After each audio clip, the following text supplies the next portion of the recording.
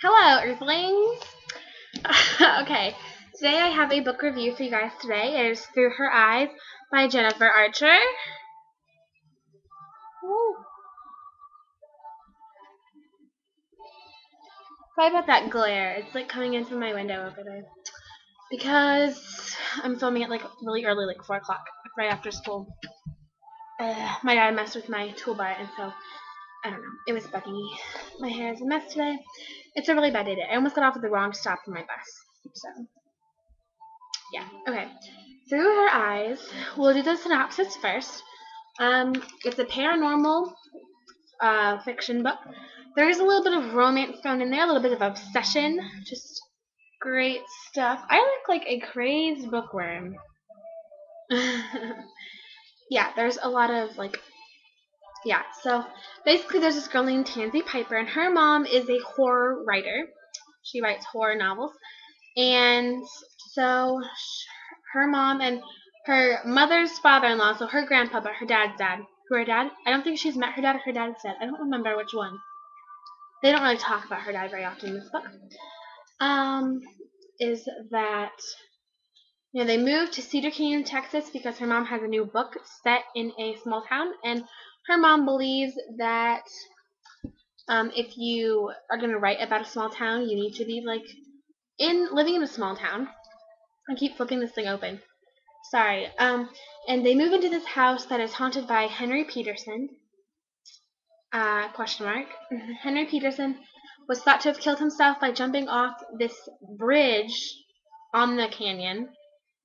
That was his house. And Tansy, there's this little turret, and she makes it her dark room because Tansy is a photographer. Her first day there. Whoa, my computer just froze. Okay, it's all good.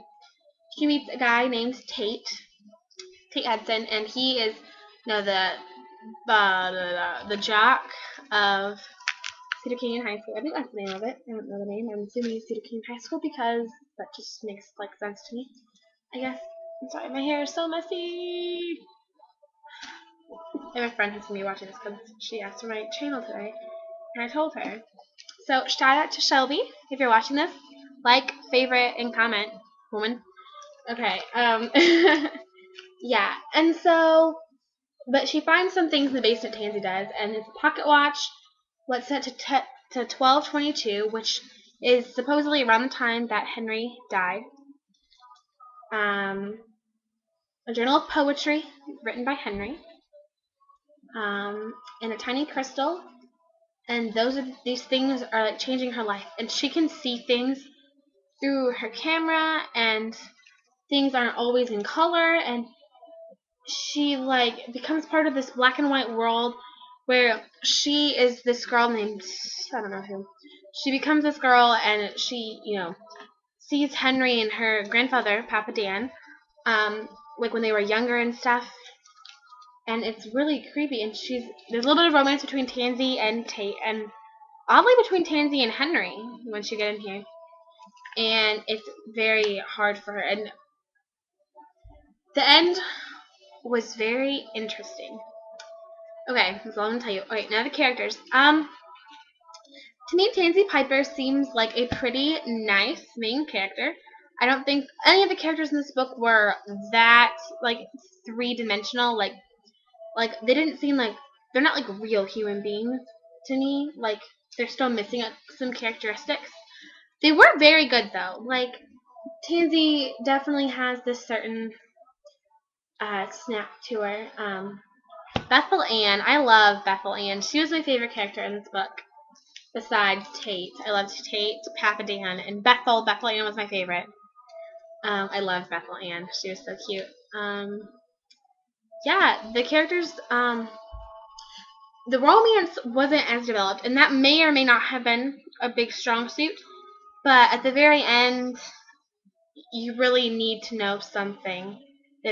Jennifer Archer just gives you a little bit of hook. She doesn't give you the entire thing, because I do not believe there is going to be a sequel to this one.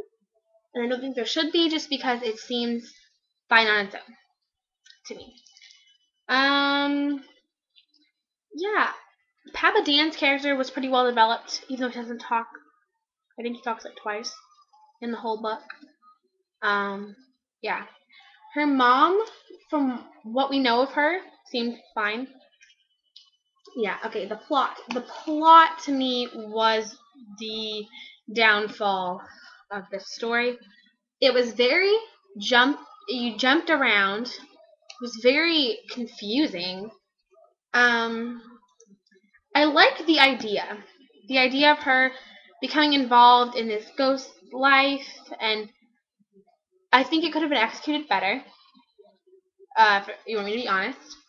Um, this is not a book though however, that I would really recommend. But maybe you do like it. So don't be discouraged to not check this out if you really seem interested in it. Um, by all means, if you want to check it out, check it out. Yeah, so basically that was that. And the plot, sometimes, I mean, it just, okay. In the beginning, in the beginning was really slow. Um, I'm one of those people who doesn't, like, has to finish a book before, like, has to finish a book once you get into it. And I finished this one, but 3 cups of cocoa on my scale out of 5. That's just how I rate stuff. Not really my cup of cocoa. Again, to use that metaphor. This image, though, looks odd, but I recognize once you'll read a scene and you can get why this image was chosen, other than the fact that it looks very creepy.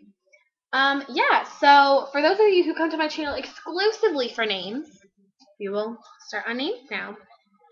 Tansy. It's the first one. Don't really like Tansy very much. I do like Piper, which is actually her last name, but I don't know why I'm showing you the white cover of the book. I do like Piper. Daniel, I don't like Dan. Tate, thumbs up.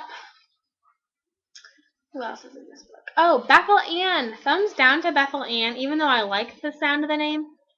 Her nickname was Beth and Stinky, which you'll get because her last name is Pooh. Poor thing. Isabel. I like Isabel, and I love Henry.